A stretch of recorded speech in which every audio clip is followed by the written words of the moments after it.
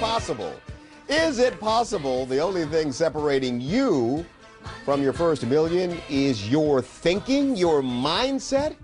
And what about your children? Are you raising another time card puncher or the next Donald Trump or Oprah Winfrey? Get a load of these numbers featured in a recent CNN.com money report. An annual wealth report found that there were 8.7 millionaires worldwide last year.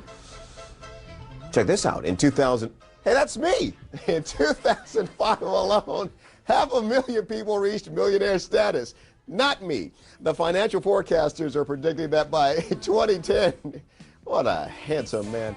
The financial wealth of millionaires worldwide will reach $44.6 trillion. And don't you think it's time we got ours? Harv Ekeron is the author of Secrets of the Millionaire Mind, Mastering the Inner Wealth Game. Good to see you. Hey, thank you for having me. I am so conflicted by this segment. I want to believe everything you say, and I don't believe anything you say. But let's try this out for size. There really is a secret to being financially successful?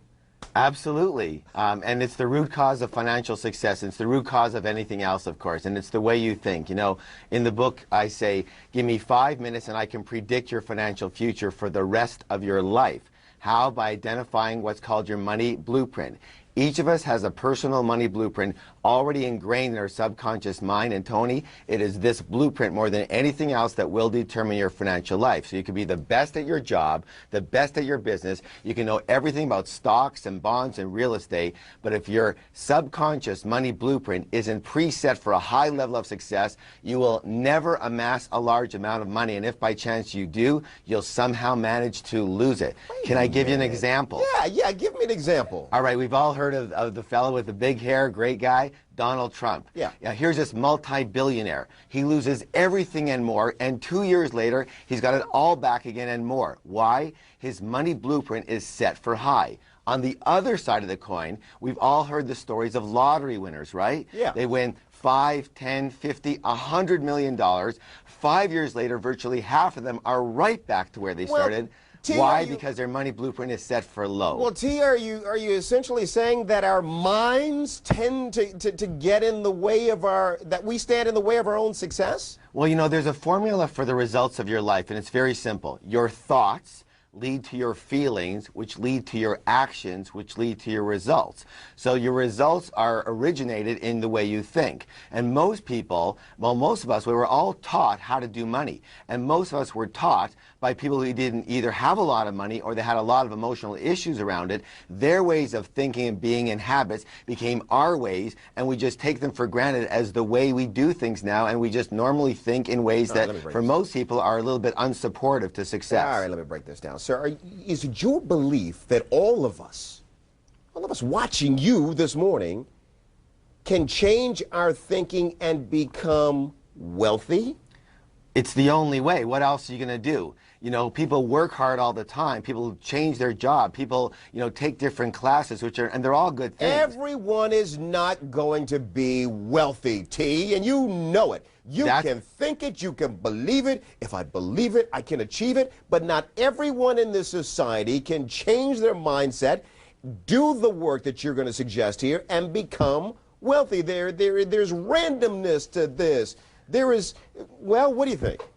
I think I agree not everyone's going to become wealthy because they don't think in terms of wealth. You know, they think in terms of old conditioned beliefs, non-supportive ways of thinking. Let me give you an example if that's okay.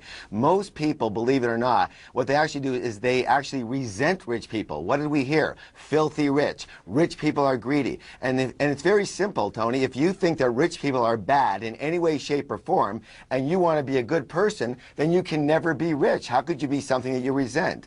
Another belief that people have is that, you know, most people, they play the money game on defense versus offense. Their big intention is to have enough to pay the bills or just get by or just earn a decent living or just be comfortable. You know, literally, you have to have an intention like anything else. You had an intention to have your job, you've got it. You worked hard for it, you got it. If you don't have an intention, I want everyone to have an intention to become a multi-millionaire. Why? Because if you... This society and capitalism in general depends on a permanent underclass to do the bidding of the rich industrialists. True, but that may be true, but you don't have to be one of them.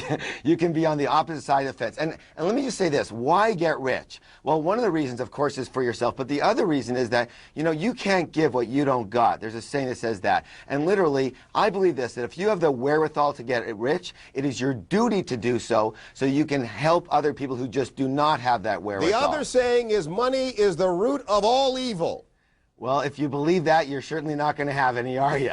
You know, I believe that money only makes you more of what you already are. It's a tool. It's a, you know, if people say, you know, well, it's not as important as Hey, what love. do you mean by that? Money makes you more of what you already are. Well, that's good. it just enhances who you are. So in other words, if you're a really greedy jerk person, it's going to allow you to be more greedy and a bigger jerk. On the other hand, if you're a very kind and generous person and a compassionate person, it's going to allow you to be even more kind and more generous in the financial arena and help the people that you want to help. That's good, T. That's good. Let's see the book again. We have it. Let's see the book again. T. Harv Eker is the author of Secrets of the Millionaire Mind, Mastering the Inner Wealth Game. T, good to see you. Thanks for your time this morning. Thank you so much for having me. That was fun.